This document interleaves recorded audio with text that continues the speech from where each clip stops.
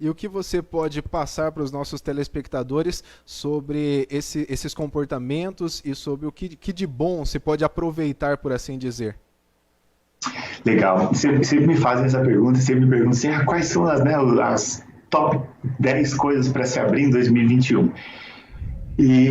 Esse foi sempre um posicionamento do Sebrae, a gente fazia isso antigamente, assim, de trazer, né, quais são os negócios legais para se abrir, mas a pegada agora muda um pouco, né? A gente vive num mundo que ele é extremamente volátil, né? Chama-se de mundo VUCA, né? Que é um termo utilizado aí, que era utilizado nas guerras americanas, assim, para identificar um cenário volátil, incerto, complexo e ambíguo, né? Que é o que a gente vive hoje em dia. 2020 não é o melhor exemplo para falar disso, né? Claro que é do tal mundo VUCA.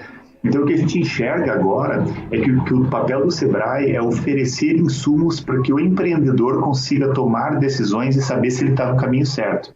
E como que a gente faz isso? A gente faz isso analisando padrões de comportamento de consumo. E fala, ó, a ideia é que os consumidores se direcionem para esse local.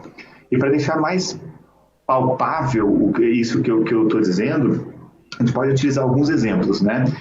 Por exemplo, sempre falava-se bastante, é um exemplo clássico, né, da paleteria mexicana, que virou moda e tal, e a galera entende tendência por isso, algo que está na moda, que a gente chama de ação pontual, mas a paleta mexicana em si é o que a gente chama de fato portador de futuro, ou seja, é um conceito emprestado da economia que basicamente quer dizer o seguinte, ele quer dizer que aquele produto, ele indica um provável comportamento de consumo no futuro, tá? Isso por esse lado. Agora vamos pegar do outro lado.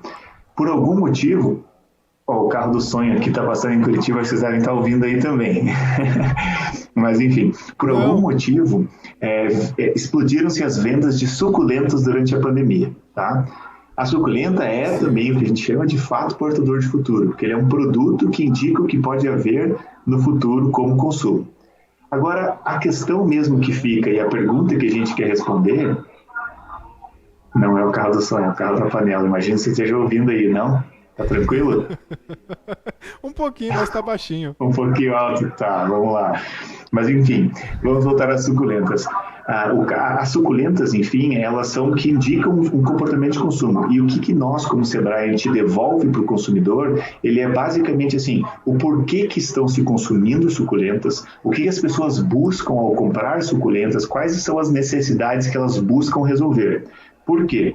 Porque a suculenta, ela é um produto que responde a um tipo de comportamento. Legal. Existem vários outros que respondem ao mesmo tipo.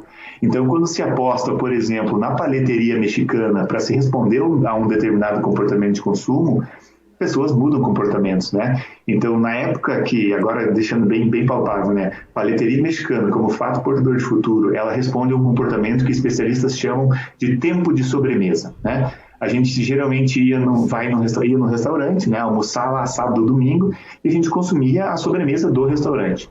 De uns tempos para cá, havia esse momento muito grande em nós irmos almoçar no restaurante, consumirmos, e depois a gente vai, fecha a conta e vai em outro local para consumir uma sobremesa. Então, busca-se por esse tempo de sobremesa. E a paleta mexicana, ela veio para responder a esse tipo de comportamento. Só que, bem como a paleta, você tem os cookies, você tem, como é que chama? A iogurteria, açaí, brigadeiria e por aí vai, cupcake, né? Então são vários exemplos de produtos que respondem a um comportamento. Então o que a gente traz nesse guia são comportamentos de consumo. Daí sim eu posso te dar alguns exemplos palpáveis do que você deveria estar fazendo agora, qual que é o próximo no curto prazo e também no futuro, né? Que são cuidados que você tem que tomar. Se você quiser eu posso entrar nisso já.